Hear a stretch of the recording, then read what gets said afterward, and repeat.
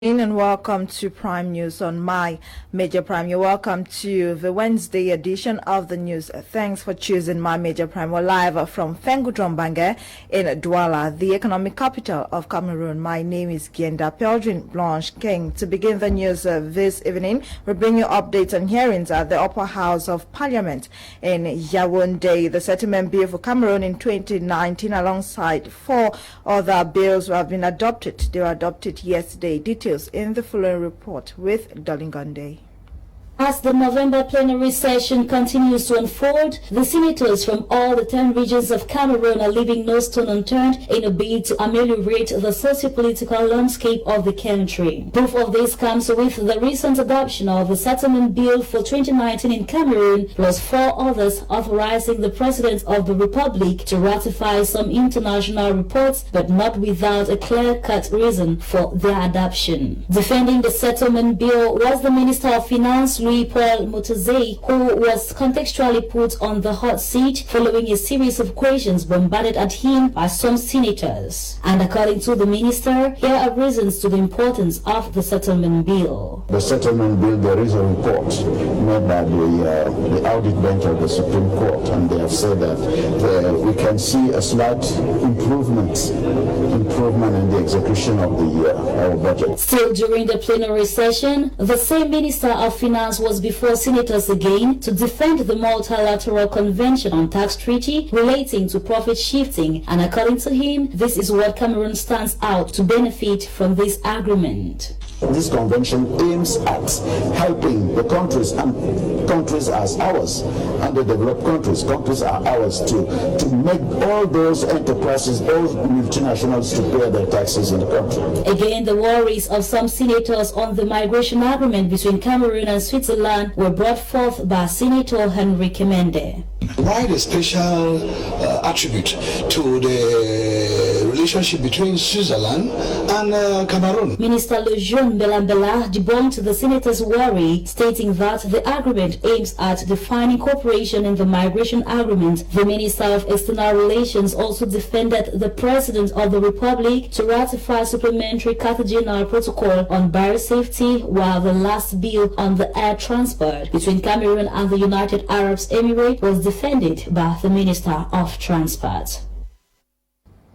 Head of State, His Excellency President Paul Biya has offered special financial support to traditional rulers taking part in the December 6th regional elections. The information is contained in a release issued today, Wednesday, December 2, signed by Territorial Administration Minister Paul Atanganji. Minister Paul Atanganji called on all regional governors to dish out the special financial assistance to the beneficiaries latest December 3, though the amount was not mentioned. The grant follows a request from the traditional rulers who asked government for support during their campaigns ahead of the elections slated for December 6, 2020.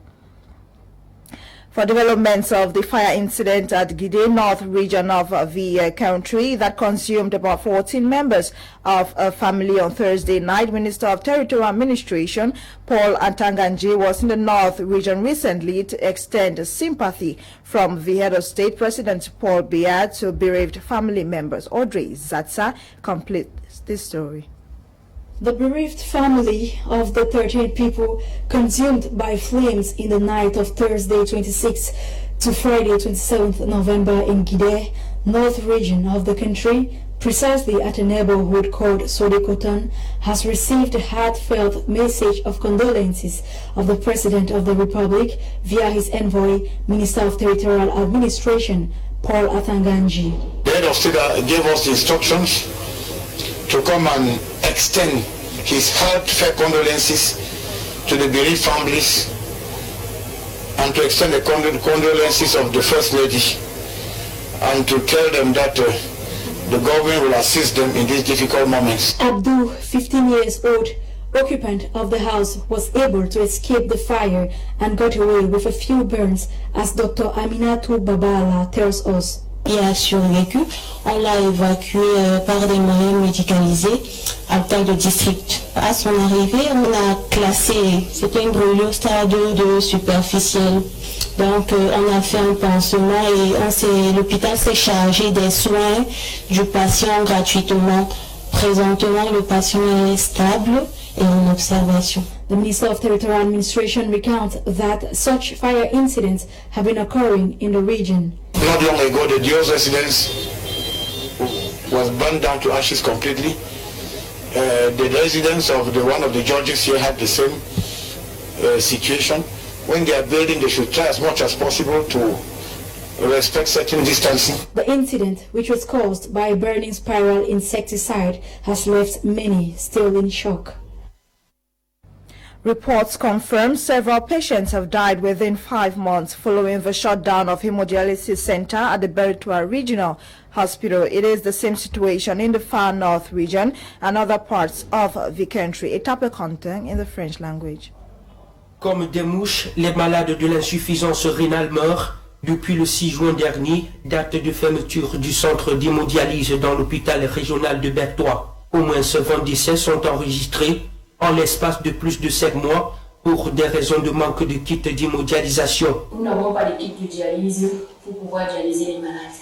Les kits, c'est le matériel qu'il faut pour mettre un malade en dialyse. Au regard de la situation déplorable, les patients sont transférés à Douala et à Yaoundé pour les soins intensifs. Une mesure qui n'est pas sans danger. Et ces cas sont systématiquement référés vers Yaoundé, parce que là-bas, au moins, il y a des centres qui sont ouverts et qui ont encore le matériel. Pour l'heure, les familles endeuillées vivent dans l'émotion de la tristesse et de la douleur. Par ailleurs, c'est la même situation qui prévaut depuis un mois à l'extrême nord, plus précisément à Marois, à cause du dysfonctionnement du centre de traitement d'eau. Depuis déjà plus de 2 mois, on ne fait pas la dialyse au centre de dialyse de Marois, juste parce que le centre de traitement d'eau est en panne. Et pour cela, aucune préoccupation n'a été faite autour de ce problème. À cet effet, l'on déplore le calvaire des patients souffrant de l'insuffisance rénale. Pour exprimer leur colère, les malades ont pris d'assaut le centre d'hémodialyse de Marois en réclamant la santé. Sans dialyse, on ne peut pas vivre sans dialyse. Nous sommes là, il y a combien de malades qui sont déjà morts. Et nous-mêmes là, nous sommes là, comme ça là. On attend comme ça là. Il n'y a pas de machine. Chaque jour, on nous dit que les machines sont en train d'arriver, les machines sont en train d'arriver. Ça va venir quand? Mais on n'a que 3 machines qui restent fonctionnelles. On a 3 machines pour combien de malades? D'autres sont déjà morts. D'autres sont dans le coma là-bas à Garoua. Dans la peur de succomber à la mort, comme d'autres patients de la dite maladie, ces derniers font un périple entre 2 régions, de Marois à Garoua, distanciés à plus de 202 km, à la recherche d'un bon traitement. Mais une décision qui ne demeure pas sans risque. Je suis quitté de Garoua hier à 11h pour arriver à Marois à 17h, pour des conditions difficiles. Et j'ai eu des pailloux. Et je me suis même allé injecter encore pour retrouver encore ma santé, pour me retrouver aujourd'hui ici. Face à la résistance des malades à Marois, les responsables de l'hôpital promettent que les équipements d'hémodialyse abîmés seront remplacés. Vu l'ampleur de la situation alarmante, la réaction prompte du gouvernement est une urgence à Marois et à Bertois pour trouver la solution à ce problème. Media practitioners in Kmer division have joined forces to preach against hate speech and misinformation in the media landscape. This was during a workshop that brought together journalists from different media houses in Kmer division. Tamfu Sidwan Dimbia was part of this event. He compiled the following. Journalists in Kumba Kmer division have resolved to embark on the fight against hate speech and misinformation. The decision was taken on Tuesday, December 1, during a workshop organized by a seasoned journalist, Innocent Yu, on the media, disinformation and hate speech. From here, we are not stopping.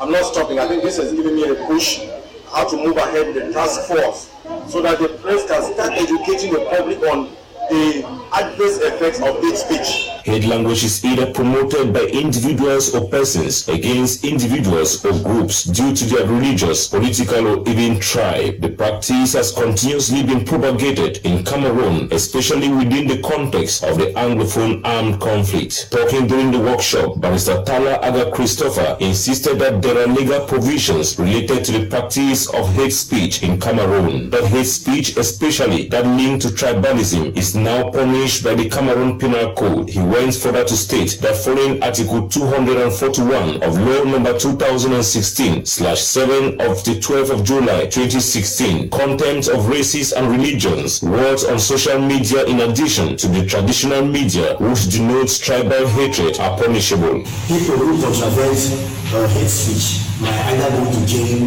or be given some fines or be given some sanctions and remove the rest. The barrister and law regretted that it is unfortunate that the aspect of hate are equally perpetrated by public servants in Cameroon. Any public servant who propagates hate speech, his punishment is doubled from 20 million to 40 million francs. It should be noted that journalists also face a lot of difficulties carrying out their duties as the media has been hijacked by those who persistently promote hate language and misinformation. Journalists really find it very difficult to carry out their duty. Society is completely derailed and uneducated on press matters. We are going to put a roadmap to fight against hate speech in our community. Look at the consequences. In the meantime, a task force has been created to embark on war against hate speech and misinformation within the media landscape in Cameroon. Bike riders in WUM have a new executive board to run the affairs of the union. They were voted in during the General Assembly of the union, which took place at the WUM Town Hall, supervised by the Mayor of WUM. Charles Kmer reports from the northwest region of the country. An elective General Assembly of the WUM Bensikin Union took place December 1st at the WUM Town Hall in Mentum Division of the Northwest, under the strict supervision of the Lord Mayor for WUM Council, Drambo Anthony Mve, who doubles as first Vice National President of the United Cities of Councils in Cameroon, was in view of reorganizing the sector greatly affected by the ongoing socio-political crisis in the region that also affect the municipality. The highly contested election in a calm and serene atmosphere, Brian, elected president of the WUM Bensikin Union, assured the population of their availability to ensure peace and security as they circulate, said he will ensure hygiene and sanitation be a priority and to give the potentials as bike riders they deserve. We are going to put people in place that are going to keep WUM clean. I am going to make sure that that should be done at least every month. Every month I'm going to make sure that we keep WUM clean, because I'm sure that Okada people, of which people have an notion of, people have some type of mentality in them that they are dirty people, but I have come so that we will bring out the potential, the potential in us. So I'm going to make sure concerning the issue of sanitation, that will be strictly done. With a 17-man bureau to run the union's affairs, installed by the WUM Council Mayor Drambo Anthony, he emphasized to the bikers they have an important role to play in the development of the municipality and to ensure total security, pay their taxes and be covered. You're still watching Prime News on My Major Prime. Today is the International Day to End Slavery. The annual commemoration is aimed at discouraging every form of contemporary slavery gaining grounds in most countries around the world. Details in the following report.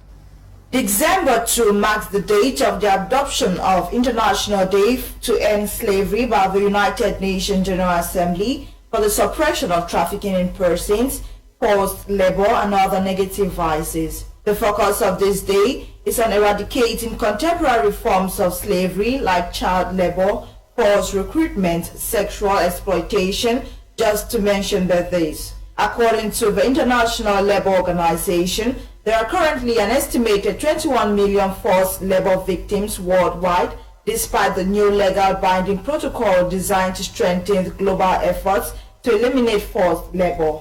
Several laws prohibit forced labor in Cameroon, including sections of the law relating to the fight against trafficking in persons, though cases of human trafficking are recorded daily. The law sets the minimum working age at 14 and requires that children between the ages of 14 and 18 receive skill training from their employers. Children under 18 are also prohibited from performing hazardous work, working for more than 8 hours per day, but this is far from what exists in the country. This year's edition of International Day to End Slavery is an eye-opener and pace-setter for complete eradication of forced labor by 2035. In sports news, the interim president of the Confederation of African Football, Constant Umari, will be in Cameroon in the days ahead as the country prepares to host the CHAN in a month and fortnight. Eileen Sama reports. Constant Omari, CAF's interim president, during his visit in a few days will be fulfilling the last inspection tour requirement of CAF ahead of the tournament that kicks off on January 16, 2021 in Cameroon. The interim CAF boss is thus tasked with evaluating all infrastructures due to host the competition in a month and a fortnight. This information was revealed after the 27th session of the committee charged with the preparation of CHAN held in the nation's capital Yaoundé on Tuesday, December 1, under the chairmanship of the Prime Minister and Head of Government, Chief Dr. Joseph Diongute. It was also revealed during the session that the percentage of work done so far is satisfactory. The competition, which is slated to hold from January 16 to February 24, 2020, will take place in an era characterized by the coronavirus pandemic, but the Cameroon government is working on stringent measures which will be implemented for a hitch-free tournament. It is worth recalling that CHAN was postponed by the CAF authorities from 2019 to 2021 due to the momentous coming of COVID-19. Thanks, Eileen Sama. Ladies and gentlemen, we've come to the end of today's edition of Prime News. On My Major Prime, we benefited from the technical expertise of Ewane Eli Nolinga with coordination from Faith Tata Perignon. My name is Gienda Pelton Blanche King. Till we meet again tomorrow, same time, 6:30. God willing, stay tuned to My Major Prime at 7 p.m. Kumluna will be live with his crack team of analysts. Happy viewing and good night.